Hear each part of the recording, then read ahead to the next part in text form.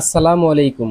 বন্ধুরা, আপনারা ইতিমধ্যেই জানেন দীর্ঘ ৩ বছরের অধিক সময় যাবৎ চলমান ইউক্রেন রাশিয়া যুদ্ধ বন্ধের বিষয়টিকে কেন্দ্র করে যুক্তরাষ্ট্রের প্রেসিডেন্ট মিস্টার ডোনাল্ড ট্রাম্প এবং রাশিয়ান প্রেসিডেন্ট মিস্টার ভ্লাদিমির পুতিনের মধ্যকার যে বৈঠক হয়েছিল, সেই বৈঠকে কিন্তু এই যুদ্ধ বন্ধের বিষয়টিকে কেন্দ্র করে বড় কোনো পদক্ষেপ নিতে পারেনি দুই নেতা। তবে বর্তমান সময়ের সাথে সাথে কিন্তু এই যুদ্ধ বন্ধ হওয়ার বিষয়টিকে কেন্দ্র করে আলোচনা না এগোলেও কিন্তু ইউক্রেন রাশিয়া একে অপরের উপর পাল্টা হামলা পরিচালনা করার ক্ষেত্রে কিন্তু হামলার তীব্রতা আরো বাড়িয়েছে। তবে এবার কিন্তু ইউক্রেনীয় হামলার কঠিন তোপের মুখে পড়েছে রাশিয়া, কেননা এবার কিন্তু ইউক্রেনের পক্ষ থেকে রাশিয়ার অভ্যন্তরে ভয়াবহ হামলা পরিচালনা করার জন্য ইউক্রেন নিজস্ব প্রযুক্তিতে তৈরি অন্তত ৩ ধরনের কামিকাজি ড্রোন ব্যবহার করে রাশিয়ার অন্তত ১,০০০ কিলোমিটার গভীরে হামলা পরিচালনা করছে। এক্ষেত্রে ইউক্রেনের প্রধান টার্গেটগুলো হচ্ছে তেল, গ্যাস এবং সমুদ্র বন্দর, পাশাপাশি যে খাদ্য গুদামগুলো রয়েছে সেগুলো,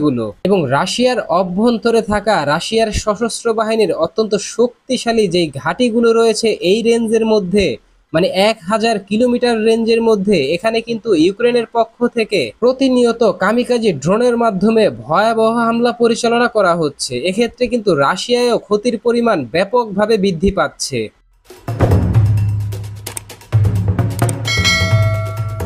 এমতো অবস্থায় রাশিয়ার পক্ষ থেকে রাশিয়ার সশস্ত্র বাহিনী নিজস্ব গর্বের প্রতীক S-400 অথবা S-300 অথবা প্যান্সির S-1 এর মতো অত্যন্ত শক্তিশালী এবং যুদ্ধ পরীক্ষিত যেই আকাশ প্রতিরক্ষা ব্যবস্থাগুলো রয়েছে, তা কিন্তু কোনোভাবেই রাশিয়ার এই গুরুত্বপূর্ণ সামরিক ঘাঁটি অথবা গুরুত্বপূর্ণ যেই স্থাপনাগুলো রয়েছে তার নিরাপত্তা দিতে পারছে না। এখন দেখুন, একদিকে রাশিয়ান সশস্ত্র বাহিনী যখন ব্যর্থ হচ্ছে, তখন কিন্তু ইউক্রেনের পক্ষ থেকে রাশিয়ার উপর আরো ব্যাপকভাবে চাপ প্রয়োগ করার জন্য ইউরোপীয় ইউনিয়নের সহযোগিতায় এবং নিজস্ব প্রচেষ্টায় আরো বিপুল পরিমাণ সমরাস্ত্র ক্রয় করার জন্য যুক্তরাষ্ট্রের সাথে ইতিমধ্যেই আলোচনা শুরু করেছে। এক্ষেত্রে ইউক্রেনের পক্ষ থেকে $90 বিলিয়ন সমপরিমাণ মূল্যের যুক্তরাষ্ট্রের প্যাট্রিয়ট আকাশ প্রতিরক্ষা ব্যবস্থার পাশাপাশি 2500 কিলোমিটার রেঞ্জের টমাহক ক্রুজ মিসাইল কেনার জন্য কিন্তু একটি চুক্তি করার বিষয়টিকে কেন্দ্র করে বিস্তার আলোচনা শুরু করেছে যুক্তরাষ্ট্রের সাথে ইউক্রেন।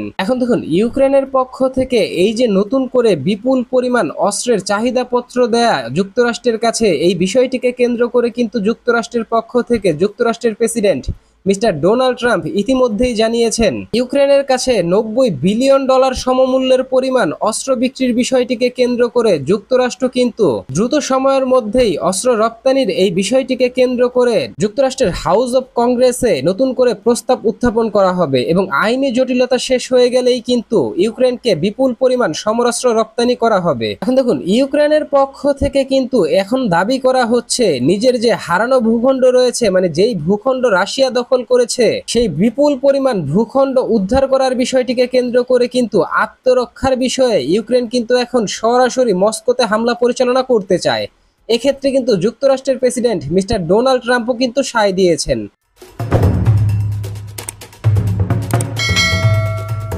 এখন দেখুন, ইউক্রেন রাশিয়া যুদ্ধ পরিস্থিতির মধ্যে কিন্তু পুরোপুরি ধ্বংস হয়ে গেছে ইউক্রেনের অর্থনীতি। তবে দীর্ঘদিন পরে হলেও কিন্তু ইউক্রেনের সমরাস্ত্র শিল্প এবার ধীরে ধীরে ইউক্রেনকে প্রতিষ্ঠিত করছে, ইউক্রেনকে শক্তি যোগাচ্ছে। বন্ধুরা, গুরুত্বপূর্ণ এই বিষয়টিকে কেন্দ্র করে আপনার মনে এখন হয়তো একটি প্রশ্ন জাগতে পারে যে, হৃদয় ভাই, ইউক্রেনের সমরাস্ত্র শিল্প কি করে ইউক্রেনকে এত পরিমাণ শক্তি যোগাচ্ছে যে যার মাধ্যমে ইউক্রেন যুক্তরাষ্ট্র থেকে $90 বিলিয়ন সমপরিমাণ মূল্যের অস্ত্র ক্রয় করতে চাইছে? বন্ধুরা, আমি আমার ভিডিওর শুরুতেই বলেছিলাম ইউক্রেন কিন্তু বেশ কয়েকটি অন্ততপক্ষে ৩ ধরনের কামিকাজি ড্রোন ব্যবহার করে নতুন করে রাশিয়ার অভ্যন্তরে হামলা পরিচালনা করছে। এখন দেখুন, এই যে ইউক্রেনীয় ৩ ধরনের ড্রোন, এই ড্রোনগুলোর রেঞ্জ কিন্তু সর্বনিম্ন 400 কিলোমিটার থেকে সর্বোচ্চ 1000 কিলোমিটার, এবং এই ড্রোনগুলো কিন্তু রাশিয়ার অভ্যন্তরে হামলা পরিচালনা করার ক্ষেত্রে কিন্তু S-300, S-400 এবং প্যান্সির S-1 আকাশ প্রতিরক্ষা ব্যবস্থাগুলোকে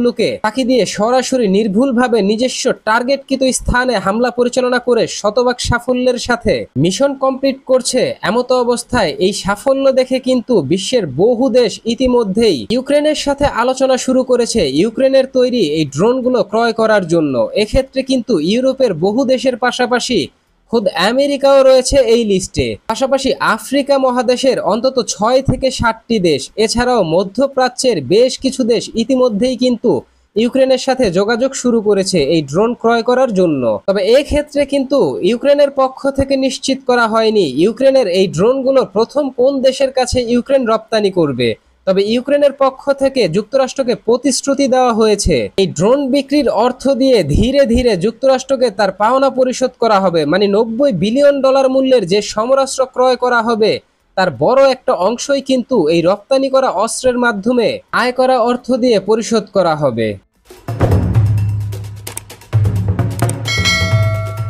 বন্ধুরা, ইতিমধ্যে ইউরোপীয় ইউনিয়নের পক্ষ থেকে যুক্তরাষ্ট্রের সাথে আলোচনা করে প্রায় $100 বিলিয়ন সমমূল্যের সামরিক অস্ত্র ইউরোপীয় ইউনিয়নের দেশগুলো কিন্তু প্রেরণ করতে চাইছে ইউক্রেনে। এক্ষেত্রে কিন্তু তার প্রথম যেই ধাপ রয়েছে তাও ইতিমধ্যেই সম্পূর্ণ করেছে ইউরোপীয় দেশগুলো। ইউরোপীয় ইউনিয়নের পক্ষ থেকে নিশ্চিত করা হয়েছে ইসরায়েলের অভ্যন্তরে থাকা যুক্তরাষ্ট্রের যে প্যাট্রিয়ট আকাশ প্রতিরক্ষা ব্যবস্থা রয়েছে, যেটা এখন ইসরায়েল ব্যবহার করছে না, তার এক ব্যাটারি আকাশ প্রতিরক্ষা ব্যবস্থা সরাসরি কিন্তু ইসরায়েল থেকে তৃতীয় পক্ষ হিসেবে ক্রয় করে সেটা ইউক্রেনে প্রেরণ করেছে ইউরোপীয় দেশগুলো। এবং ইউরোপীয় ইউনিয়নের পক্ষ থেকে নিশ্চিত করা হয়েছে আগামী কয়েক মাসের মধ্যেই আরো বেশ কয়েক ইউনিট প্যাট্রিয়ট আকাশ প্রতিরক্ষা ব্যবস্থা সহ অন্যান্য লং রেঞ্জের ক্রুজ মিসাইল ইউক্রেনে সরবরাহ করবে ইউরোপীয় ইউনিয়নের দেশগুলো। এমত অবস্থায় ইউক্রেনের পক্ষ থেকে ইউক্রেনের প্রেসিডেন্ট মিস্টার ভ্লাদিমির পুতিন তিনি তার এক স্টেটমেন্টে নিশ্চিত করেছেন এখনো অবধি 2014 সাল থেকে রাশিয়া ইউক্রেনের যে পরিমাণ ভূমি দখল করেছে সেই ভূমি উদ্ধারে ইউক্রেনের পক্ষ থেকে এবার সরাসরি রাশিয়ার অভ্যন্তরে হামলার গতিবেগ আরো তীব্র থেকে তীব্র করা হবে। পাশাপাশি ইউক্রেনের পক্ষ থেকে এটাও নিশ্চিত করা হয়েছে নতুন অস্ত্রের যোগান পেলে ইউক্রেনের পক্ষ থেকে রাশিয়ার যে অর্থনৈতিক অঞ্চলগুলো রয়েছে সেখানে কিন্তু বড় ধরনের হামলা পরিচালনা করা হবে। পাশাপাশি ইউক্রেনীয় সশস্ত্র বাহিনী ধীরে ধীরে নিজেদের যে হারানো ভূমি রয়েছে তা পুনরুদ্ধারে আরো অগ্রসর হবে। বন্ধুরা, ইউক্রেন যখন নিজস্ব প্রযুক্তিতে তৈরি অত্যাধুনিক প্রযুক্তির কামিকাজি ড্রোন বিক্রি করতে চাইছে বিশ্ববাজারে, যেই ড্রোনের রেঞ্জ 400 কিলোমিটার থেকে সর্বোচ্চ 1000 কিলোমিটার এবং এই অস্ত্র কিন্তু ইতিমধ্যেই যুদ্ধ পরীক্ষিত। পাশাপাশি S-300 অথবা S-400 এর মতো অত্যন্ত শক্তিশালী আকাশ প্রতিরক্ষা ব্যবস্থাগুলোকে ফাঁকি দিয়ে হামলা পরিচালনা করতে সক্ষম এই ধরনের অত্যন্ত কার্যকরী সমরাস্ত্র ক্রয় করার জন্য এখনই কিন্তু বাংলাদেশের উচিত ইউক্রেনের সাথে আলোচনা শুরু করা। কেননা বাংলাদেশের প্রতিবেশী দেশ হিসেবে যখন ভারত অথবা মিয়ানমারের মতো বৈরী প্রতিবেশী দেশ রয়েছে, তাই বাংলাদেশের উচিত কিন্তু দ্রুত সময়ের মাঝেই ইউক্রেনের সাথে আলোচনা করে এই ধরনের সমরাস্ত্র ক্রয় করে নিজস্ব সামরিক বাহিনীকে আরো শক্তিশালী করা। তবে এখন দেখার বিষয় বাংলাদেশ সশস্ত্র বাহিনী অথবা বাংলাদেশ সরকার কর্তৃপক্ষ এই ধরনের স্বল্প মূল্যে অত্যন্ত কার্যকরী সমরাস্ত্র ক্রয় করার জন্য ইউক্রেনের সাথে আলোচনা শুরু করে কিনা। কেননা এইবার এই ধরনের সমরাস্ত্র ক্রয় করতে কিন্তু যুক্তরাষ্ট্রের পক্ষ থেকে কোনো ধরনের বাধা দেওয়া হবে না। বাংলাদেশ শুধু ইউক্রেনের সাথে চুক্তি সম্পন্ন করতে পারলেই বাকি রপ্তানির যে বিষয়টা রয়েছে বা যুক্তরাষ্ট্রের যে বাধার বিষয়টা রয়েছে সেটা কিন্তু ইউক্রেন নিজে থেকেই নিষ্পত্তি করে দিবে যুক্তরাষ্ট্রের সাথে আলোচনা করে। বন্ধুরা, ইউরোপীয় ইউনিয়ন এবং যুক্তরাষ্ট্রের পক্ষ থেকে প্রায় $200 বিলিয়ন সমপরিমাণ মূল্যের সমরাস্ত্র দিয়ে ইউক্রেনকে সহযোগিতা করা এবং সেই অস্ত্র ব্যবহার করে রাশিয়ার অভ্যন্তরে ভয়াবহ হামলা পরিচালনা করা এ সম্পর্কে আপনি কি ভাবছেন? পাশাপাশি ইউক্রেনের পক্ষ থেকে নিজস্বভাবে তৈরি অত্যন্ত কার্যকরী S-400 অথবা S-300 আকাশ প্রতিরক্ষা ব্যবস্থাকে ফাঁকি দিতে সক্ষম কামিকাজি ড্রোন ইউক্রেন বিশ্ববাজারে বিক্রি করতে চাইছে। এই ড্রোন ক্রয় করার বিষয়টিকে কেন্দ্র করে বাংলাদেশের ভূমিকা কি হতে পারে এ সম্পর্কে আপনার গুরুত্বপূর্ণ মতামতটি জানিয়ে দিন কমেন্ট বক্সে।